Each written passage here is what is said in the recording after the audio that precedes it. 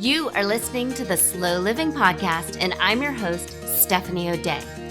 What if I told you that you could truly have the life of your dreams, the life you've always wanted, one filled with abundance, joy, and a sense of purpose? It's absolutely possible, and I see it each and every day with my coaching clients. It all starts with learning how to slow down. You deserve to live the life you've always dreamt about. Let's get started. Hi there, Slow Down Society. Steph here, and we are on episode 133 of the Slow Living Podcast. And I am thrilled to have my friend Laurie Palau with me today. Laurie is the host of the This Organized Life podcast and the owner of Simply Be Organized. And Simply Be Organized is with the letter B, because you don't need to have that many letters when you're trying to get organized. So, Laurie, thank you so much for joining us today. Thanks so much for having me. This is so fun. I know we were just saying right before you hit record that the last time we talked when you were on my show was like a year ago. And I was like, oh my gosh, like time flies, man. It does. And the good news is I'm more centered now than I even was a year ago. So, and one of the reasons I really wanted to have you on is on your show, and I do listen to your show, you talk about the Enneagram a lot. And my friend Sandy Cooper talks about the Enneagram a lot. And so when you had asked me, do you know your number? I said, yeah, I think I know. And then I had talked to Sandy and I said, I'm a 4. And she's like, you are not a 4. So what does that all mean? And how did you immediately peg me and Sandy peg me? Oh my gosh. Well, first of all, I'll have to connect up with Sandy. I'm sure we'll have a lot to talk about. That's for sure. For anybody that's not familiar, I'll try to give like the very Cliff Notes version. So essentially the Enneagram's a personality typology. So a lot of people are familiar with Myers-Briggs or DISC or Strength Finders or the 4 tendencies, people's love languages, all different types of personality typology. So the Enneagram is rooted in what your unconscious motivation is. So in layman's terms, it's the why you do what you do, right?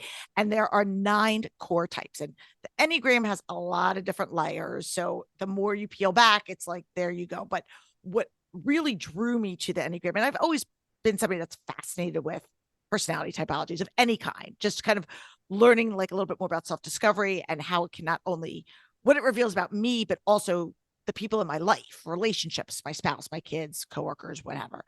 But what really drew me personally to the Enneagram was the fact that it looked at the why. And so much of what I do professionally with organizing is always like looking at what's beneath the clutter, what's beneath the pile of paper, the laundry. And so I just started going down this sort of rabbit hole, if you will, of trying to find sort of connection points of what is your Enneagram? Like, what does that reveal about you? What does it reveal about your relationship with organization and clutter? And so that's kind of the lens in which I use the Enneagram. What I love about it is if you kind of Google Enneagram, you'll see Enneagram and parenting, Enneagram and relationships, all these different ways that you can apply it. And for my purposes, yes, it does encompass all those things, but I've really kind of funneled it to, in my work, to how does that relate to your desire for a more organized life?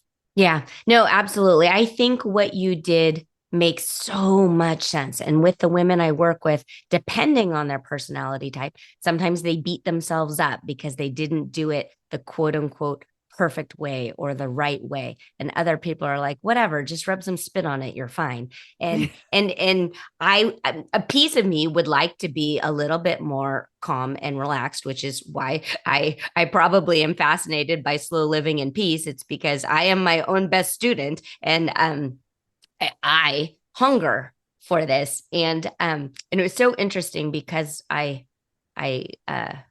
when I scored myself, I was a type 1, which is pretty perfectionisty. I had the thought while I was taking your test, well, Steph, if you don't like the answers, you're just going to do it over again anyway, which is like, no kidding. Like, I'm so wired that way. But you and I had such a soul to soul moment a year ago, because at the time, I had some panic attacks on and off and I was trying to do a lot of shifting in my life. And then my oldest was going through some realization that she had ADHD. And I know your daughter had ADHD. And then I have markers of ADHD. And the day that you and I talked, you were just so kind. And I just burst into tears because I felt horrific that I didn't know that my own kid had like markers of ADHD and ADHD because I missed it. She did great in school. She did all these things. And it wasn't until college and everything kind of crumbled down. But you just talked to me mom to mom and you made me feel like I hadn't failed. And I just have such a like spot in my heart for you. And then because you're just amazing and wonderful, even though it would have made great audio, you cut the whole thing out because it was a little like too vulnerable. So thank you. And that I'll play the fifth one on that. That was my producer. I get hands off after the content, but that just warms my heart because I think as moms, we have a tendency, regardless of whatever your Enneagram type is, right? We have a tendency to beat ourselves up. I know I do it. I have two grown-ish kids. They're 20 and 23. And so I look back and I'm like, wow, I totally swung and missed at that, and we're all resilient. And I really believe, and I have to remind myself of this as well. We do the best we can with the tools that we're given, whether that's tools that we developed or tools that were handed down to us. I think there's the majority of people out there really, really want to serve their kids well. They want to serve their community well and be the best version of themselves. And what I love about the Enneagram is that it reveals your blind spots. And we all have them. And we all have different strengths and struggles is what I refer to them, right? I don't like to call them necessarily weaknesses, but pick whatever language you want. We don't know what we don't know.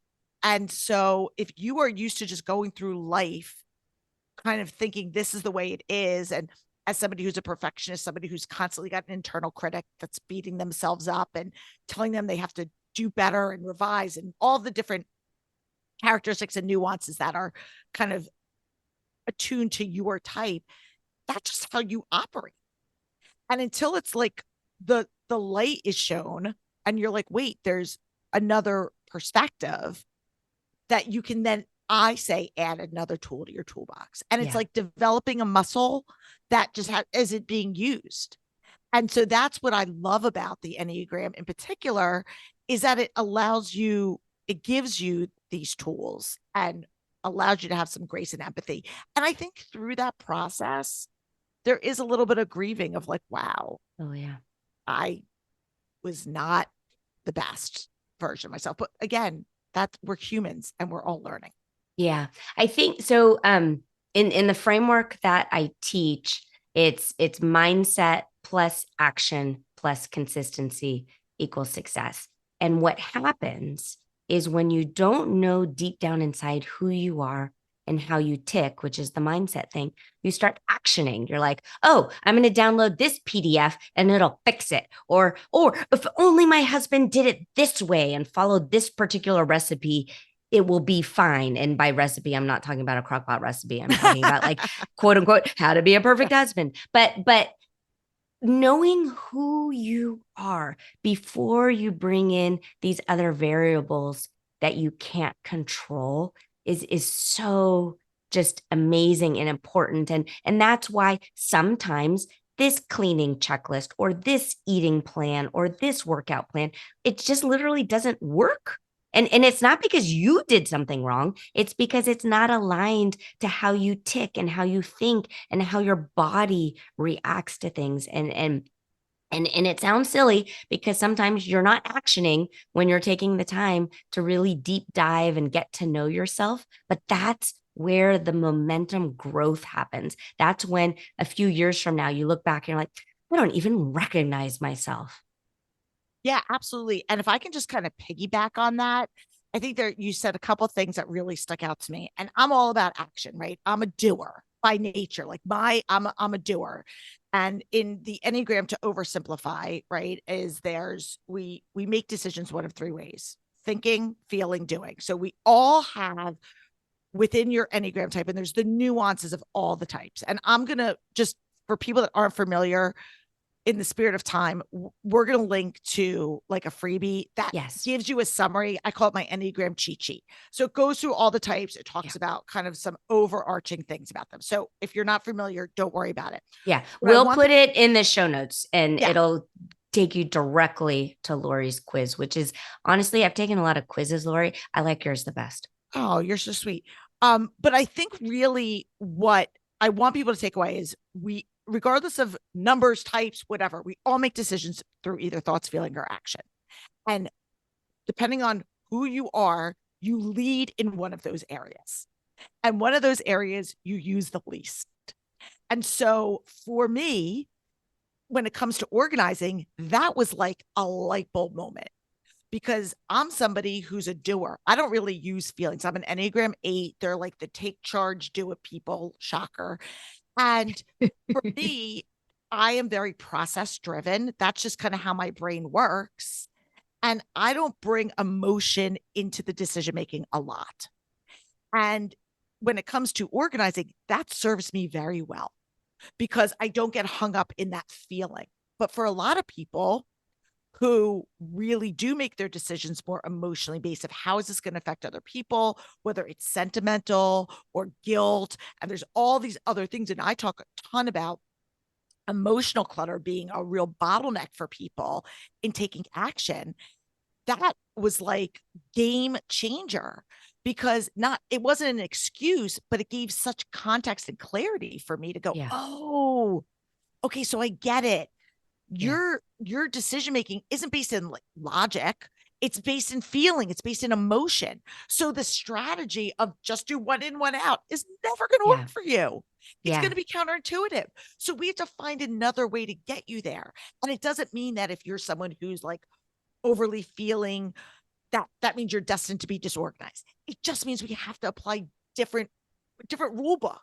So it's no different than the ADHD. And you learned this just through my own experience, which I've talked about vocally with my daughter's permission. She's been, she's an advocate. She's been on your show. She's been on my show twice. She's an advocate for other kids with ADHD. And I learned as a mom, way before I knew the Enneagram, that like the strategies that I'm implying in my life and that work with my one daughter, not even close to working with the other one. Yeah. So I had to get a whole different framework. And so that's, I think as parents, that's really important. And the other thing that I wanted to say is the one word that keeps coming back for me when it comes to when people talk to me about clutter, organization, all the things, is shame. Yeah. There's so much shame that people feel when I'm trying this and it's not working. And I think we can apply that in our world in so many different ways, even outside of clutter and organization. If you are trying to practice an instrument or practice a sport or pick up a new skill, and you are just trying this one way and it seems to be clicking for everybody else, and it is not clicking for you, it's natural to think, what's wrong with me? I'm a failure. I can't do this. I'm just going to have to wave my white flag and say, well, I guess I'm going to have to miss out. And my whole goal with anybody who wants to live an organized life is like, listen, I love the Container Store as much as the next person and a beautiful Pinterest, perfect, whatever. But that's not, it's got to be deeper than that. It's too shallow for that to be your why, right? Yeah. It has to have some other meaning. And so I'm not trying to make it overly important, but it's got to be the freedom that comes from, just like with slow living, right? You want that inner peace, that inner calm, so that you can do all the things. And so I want to remove that shame barrier. And that's why I call my book Hot Mess, because I said we're all a little bit of a hot mess, and clutter for people is so much is their dirty little secret. And it really doesn't have to be. Yeah, no, I absolutely agree. It's really interesting. I'll get on calls with someone and then they feel like they have to confess that they have boxes that they haven't unpacked since their move 12 years ago. And I'm like, so I have that box, but it's on a shelf in the garage and it's not bothering me. Like eventually, probably I'll open it, but it's not like I think that's going to be a retirement thing. And I'm okay with it because I happen to have the storage for it. And it's fine. So what part of you feels like you have to unpack this? Like, why do you have to? And obviously, if it's in the middle of your living room and you're tripping over it, it's one thing. But if you have the space, like there's no rules. And I think and it's not our fault. We're raised of, well, what's going to be on the test and how are we going to pass this and how are we going to get the A and all of the gold stars? And then you're just kind of thrown out in the world. And when you're adulting, like like really the secret is everyone has their own little game that they're playing, and I want you to keep your eyes on your own paper. And in yoga we talk about keeping your eyes on your own yoga mat. Like you are literally doing you, and that's kind of scary when all of a sudden you realize like, oh, you are the adult in the room, you are the mom. And what does that mean?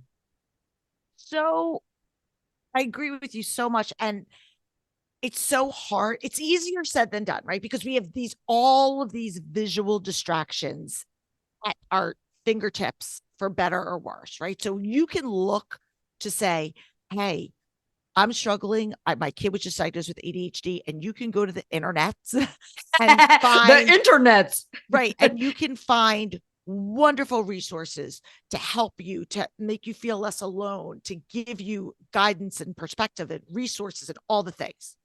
You can also go to those same places and walk away feeling like you've bombed at life, you've let your kid down, you failed as a mother. So it is a both and it's having that intentionality to shut it off and recognize like what I'm taking and what I'm not taking. And I always tell people that box is only a problem if it's a problem for you. Mm-hmm. It's not for me to come in there and say, you know, this is an issue. I mean, of course, if you have a safety issue, that's a separate thing. But for me to walk in and judge your pile of papers is not for me to do. That's none of my business. If you invite me in and say, this is stressing me out because I'm constantly, paying late fees and I can't find what I'm looking for. And I wind up snapping at my kids and things are falling through the cracks. Well, now that is a pain point and we need to address it. But if you've got your system and it isn't stressing you out or you have that unopened box, listen, I'm always going to err on the side of less is more and trying to remove anything unnecessary. But if your life is not being impacted negatively by that box, then prioritize what's important to you. Absolutely. Absolutely. It's really interesting. I say that in general, our house is quote unquote company ready within 30 minutes. And 30 minutes is actually a really long time because it's probably only a few because I would straighten some couch cushions and fold a blanket or two and it's fine. And the idea of if I run into someone at the grocery store or at the coffee house, I'm like, you want to come back to the house? Like totally fine. I won't be embarrassed. Yes, you can use my bathroom. It's fine.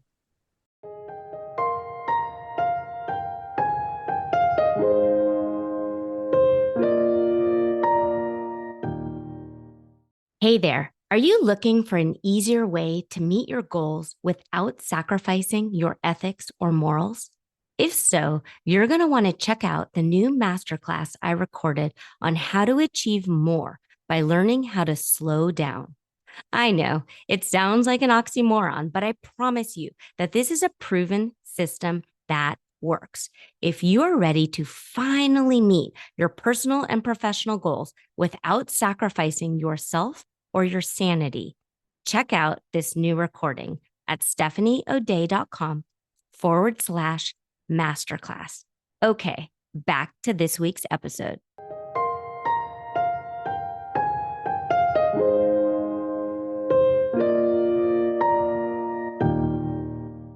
But also, I want to point out that if you are bringing people into your home and you think they're judging you, like that's some red flags. We got to pay attention. I don't want you to be around people who make you feel bad about yourself.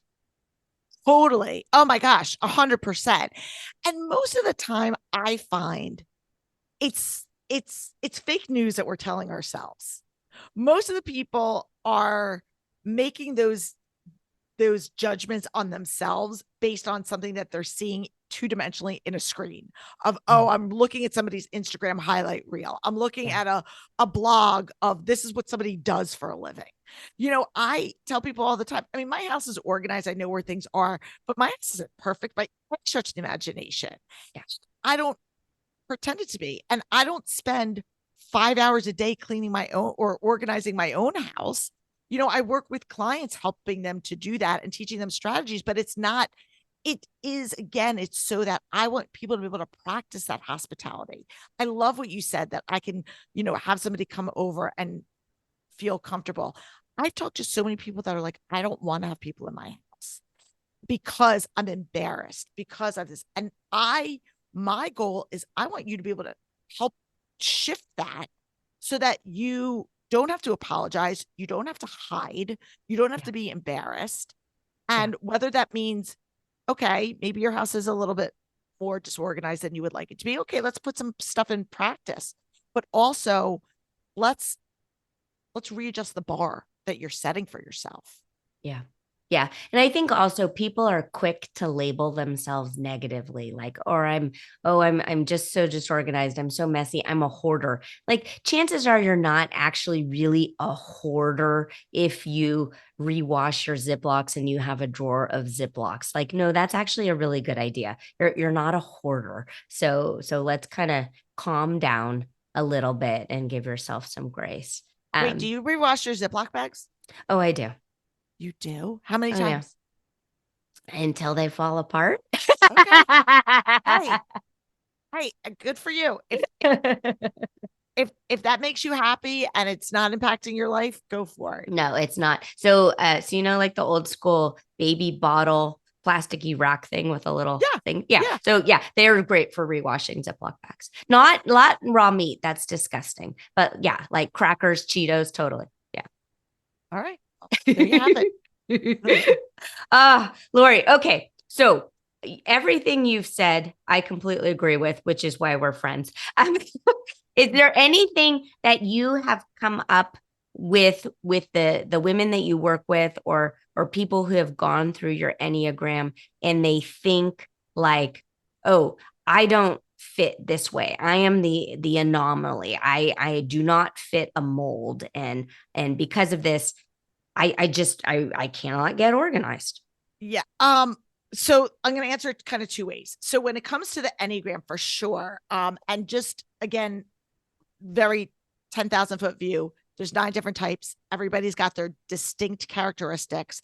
There's sort of a name for each one of them that just kind of explains a little bit more. And again, if you download it, you're going to get all 9 of them. It'll see like what they're motivated by and all the things. So there are certain types. So first of all, the beauty of the Enneagram is that it's fluid. So you always have your core type. That does not change. So just kind of like FAQ Enneagram, you always have one type that will never change. You can be like healthy in your type and unhealthy in your type. So you're picking up like the good characteristics and the bad characteristics. So like in my case, I could be a great leader or I could be really bossy. I could be very direct or I can be very demeaning, so it depends on, as I would tell my kids, are you using your powers for good or evil? So I love that. That is how the Enneagram is, right? So we can weaponize the good parts of us, which make it not good, or we can just really lean into our gifts. But what I love about the Enneagram, and you'll see it, is because the diagram is a circle with a triangle inside, and then a bunch of interconnecting lines. Yeah. And what that represents as you go down the Enneagram, kind of go deeper into the Enneagram, is that you are connected to different types. Yeah. So a lot of times you'll be like, well, in certain situations, I seem like a this, and in other situations, I seem like a this.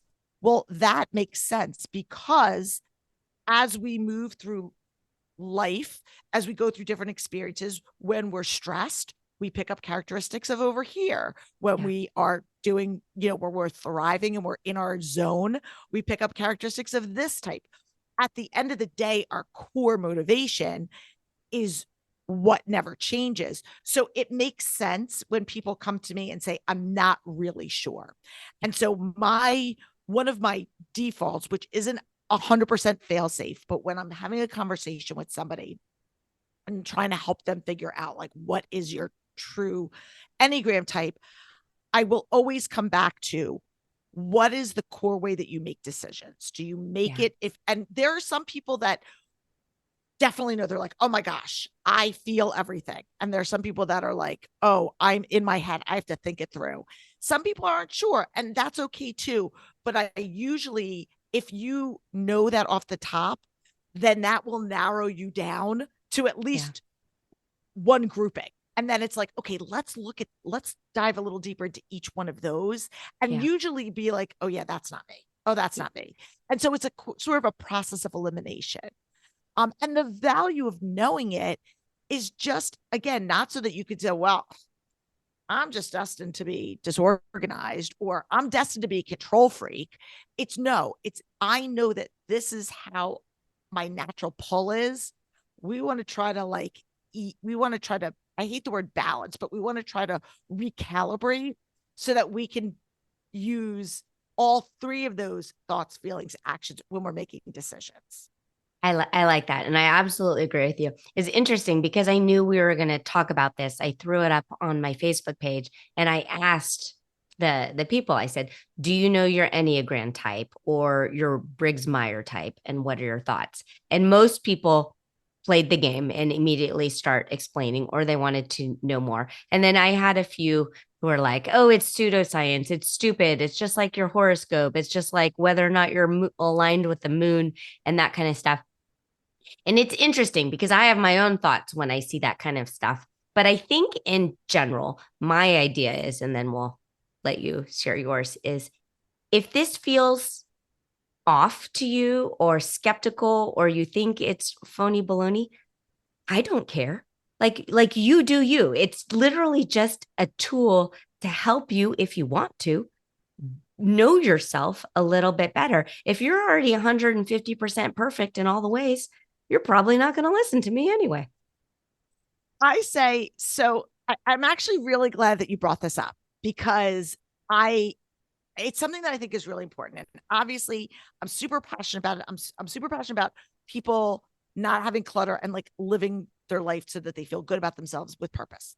Right. And then the Enneagram gave me a different kind of lens to look through. At the end of the day, it is not the gospel. It's not biblical. It is a tool. You use the exact word that I use all the time. You can go through your entire life never knowing the Enneagram and live a full, healthy life. However, for me, like you said, I resonated. I don't make all of my decisions. It's not like, okay, well, let me go to the Enneagram and see what it says. But it's given me clarity, insight, and then I've been able to take it a step further to develop a framework regarding clutter and organization that has helped me with my own family as well as with my clients.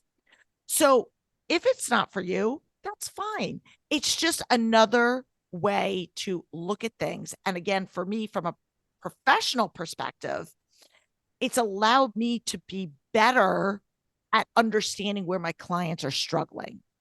It's opened the door for different types of communication and conversations that I wouldn't have had because I didn't look at things through that particular lens. And then once I did, I was able to allow them to feel seen, heard, and understood and build that trust.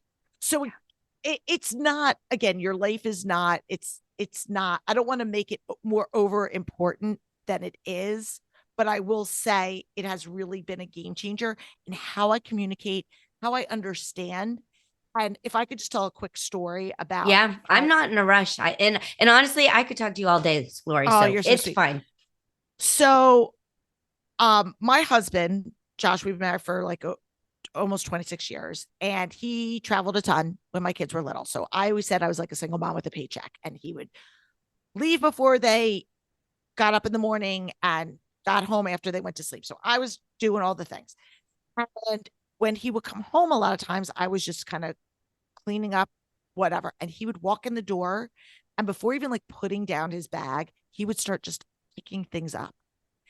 And I would get so offended because I took that as, what, you don't think I'm doing a good job? This was in my season when I was a stay-at-home mom, right? I've been a working mom, stay-at-home mom, all the things. And I'm like, you don't even, are you that, like, you're walking in the door after being gone for like 12 hours and you don't even have your backpack or your computer bag off and you're already picking up toys. And so I took that as a personal, like, you don't think I'm doing a good job. And in his world, he was being helpful. And he, which I came to learn later, as an Enneagram 3, who is the achiever, and they are very much almost like, I say they're like allergic to clutter. Like they don't like to see it. Doesn't mean that they're organized. Let me just be very clear, but they don't like to see physical clutter. It stresses them out. So he was doing this on autopilot, picking things up because that was just his way of being able to come in and have calm. And I was interpreting that as, you don't think I'm a good mom, homemaker, whatever you want to call it. And it caused conflict. And then as I started to learn about the Enneagram and understand it, and it opened the door for me to have conversations with him and go, oh, wait, you weren't necessarily correcting me. And I'm air quoting, like, you weren't correcting me. You weren't judging me. This was a you thing. It wasn't a me thing. And I had not taken it that way. And he didn't necessarily have the language to articulate, this is stressing me out because of A, B, and C. He just knew it. And so his reaction was, well, I'm just going to get rid of it. I'm just going to, put it away, get it out of my face so that it doesn't stress me out. So we were both having this like different, like, takeaway. It's like like the Rorschach test. Like we're looking at the same thing and getting two different takeaways. And so I'm like, wow, if I had known this tool, I wonder how much conflict that would have reduced over time. I am so glad that you shared that because so we too have been married, not as long as you, but 25 years. And yes, I wish Steph of now could tell like early 30s Steph, it'll be okay. But you're just wired different. You're still compatible. You don't have to like match in all of the thoughts and all of the ways you do things. And when you know yourself and you're secure in who you are in your own authentic way of being, that's when you can see others with caring eyes, with thoughtful eyes and unconditional love eyes, because you then know you're unconditionally loving yourself. So then that helps you give more to others in this kind of like I want to say forgiveness, but everything you said, I have related to. I have felt that way. I have felt judged. I have felt shamed and things like that. So yes, I think you are absolutely speaking my language, and I know everyone who's listening too. Well, I'm glad. And I hope, again, wherever people are listening in their clutter journey, it's really about, the clutter is just the roadblock. And that's what I say, So you talk about how it's a symptom a lot on your show. Yeah, it is. It's okay. Well, what's going on in your life? So I see this, we see a recurring theme of whatever that is, fill in the blank. And maybe that is because you're overscheduled and you've got what I call calendar clutter, right? There's only so much, there are only so many hours in the day. And if you're constantly going and then your home becomes a drop zone, well, it's no wonder. It's because there are other things.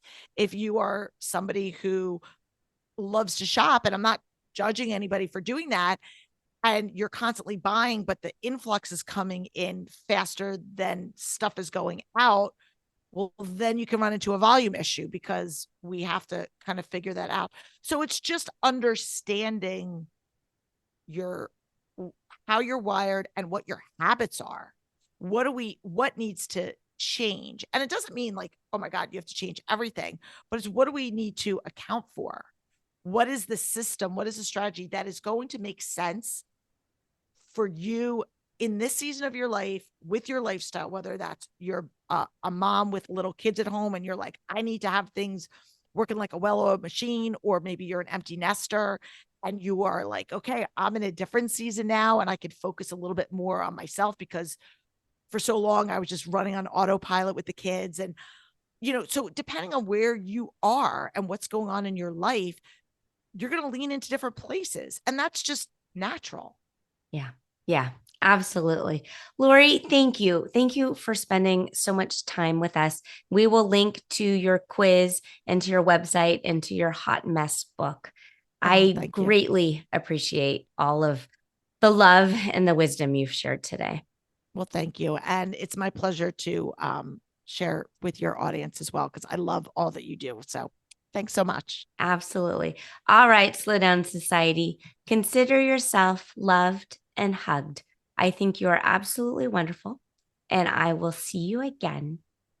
Same time, same place in your earbuds next week. Do you have a slow living story to share? Leave me a voicemail at stephanieoday.com/podcast with any questions, comments, feedback, or testimonials, and I will be sure to include it in an upcoming episode. Also, if you found value in this episode, please share it with your family and friends and subscribe through your favorite podcast provider. The more you share, comment, and leave positive reviews, the more people we can reach and share the slow living lifestyle and messaging. Thank you, Slow Down Society, and have an absolutely wonderful day.